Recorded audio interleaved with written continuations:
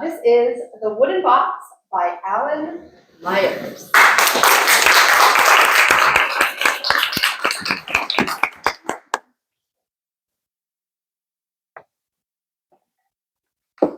What I'm going to be reading today is a story I wrote for my youngest about 15 years ago, The Wooden Box.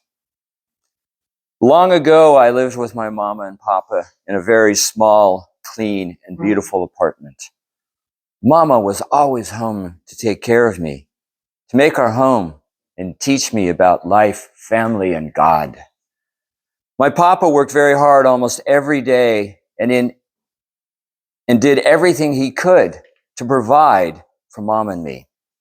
Despite the long hours he worked, Papa didn't earn much money, but that didn't really matter because Papa was always home for dinner so we could be together as a family.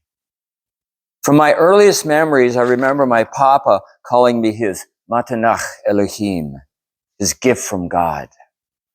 I can still feel the way he would hold me, see the gentleness in his smile as he spoke that name. I also remember that only on my birthday, when Papa would hold me tight in his big warm arms and call me his Matanach Elohim, there was a little sadness in his smile. It wasn't until I was older that I understood why.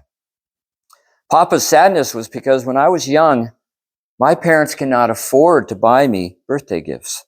In fact, some of the few presents I received were the simple wooden toys that Papa made. To this day, I love them dearly. However, at the end of night, after dinner and birthday cake, my Papa would tuck me into bed, read me a story, and say, "I love you, my matnach," as he kissed me goodnight.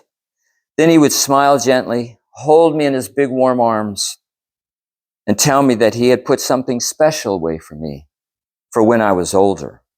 Year after year, birthday after birthday, Papa would put something special away for me for when I was older. One day I was outside our apartment playing with one of Papa's handmade wooden toys when two neighbors walked by and asked me about my toy. I told them my Papa had made it for me. They asked if he would make a toy for their child. Later, as we ate dinner, I told Papa what the neighbors had said. Papa was so excited that they wanted one of his toys, he started making it that night. Soon the toy was finished.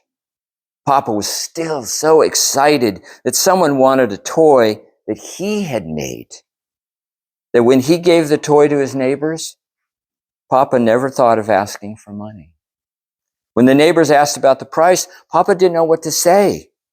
They knew my Papa worked very hard and made little money, so they paid a very fair price for the toy.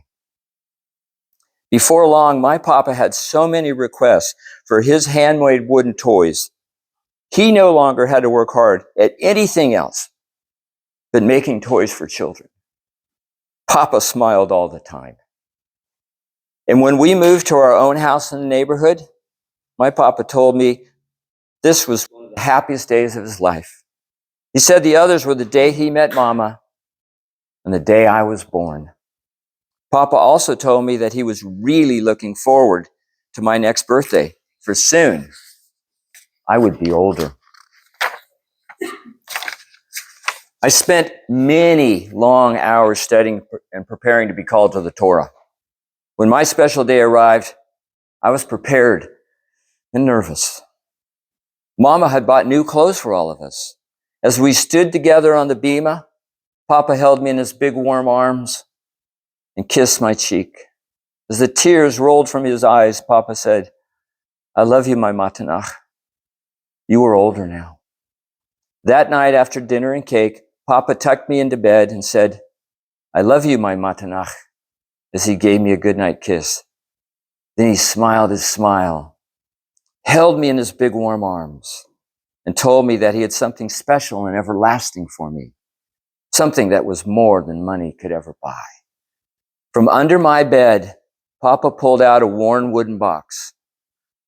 My hands trembled as I lifted the top.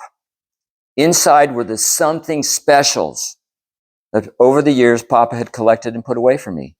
Papa told me that each item I held represented one of 13 midos, characteristics of a godly person. We talked about each midah, each characteristic, its meaning and purpose. Papa said, Matanach, live your life based on these qualities, and as you become a better person, you will also learn how to help heal the world. As I began to count the little items, Papa told me the final item was the wooden box I held, and that it was a symbol for humility. Papa said, humility, like the box, is to know you are not perfect, to recognize your own weaknesses, not those of others. Being humble is when others feel big in your eyes, and knowing that you are subject to a power greater than yourself. For only with humility can you truly understand the value and embrace all the midos. As I went to sleep that night, while I could still feel the warmth of Papa's hug and the softness of his kiss, I began to understand the depth of his love for me. The simple gift was his way of sharing with me what he truly valued. Life, a godly way of life, is about people and not things. To rejoice and be thankful for what I have. Notice little what I do not have. And as I work to become a better person, I will find my own path to God. The box contains 13 items that represent the midos, or characteristics, that come from the teachings of Rabbi Yisrael Salanter of blessed memory. I'll tell you what the midos is, and then I'll read and I'll show you the item. Truth. Speak only what you know or believe to be true, and don't gossip, because children learn by watching their parents. A small gold heart. Alertness. Time is too precious to be misused or wasted. Use time well, and do not let time slip through your fingers. A minute glass. Diligence. Make a decision, do the job well, and do not complain. Before a young shepherd boy stood over the slain giant, he had decided to do what he knew he could do, and not just what was expected of him. Star David. Respect. Respect all people in nature, friend or foe. Respect life and assume no bad intent.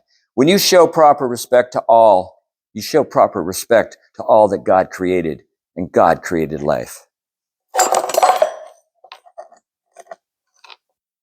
It's missing. Ahai. It's not in here. Sorry. Peace of mind. Calmly take in everything without judgment. Seashell. Gentleness. Think, act, speak gently for a better, more effective life. Oh, here's the high. Soft voices will be heard. As an adult, to hold a piece of cloth from your infancy is a reminder of how gently and lovingly you were held by your family. Keep those feelings in mind as you treat others well. Piece of your baby blanket. Cleanliness. To be respected, you must first be respectful. Respect your body and your environment. Keep them clean. Soap. Patience.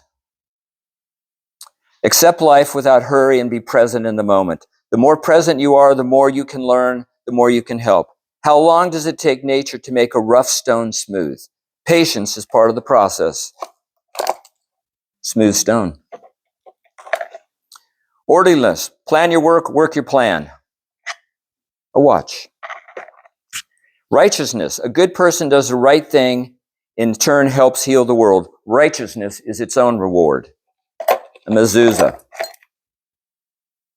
Thrift.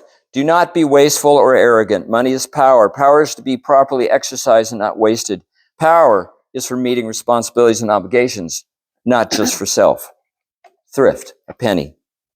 Silence.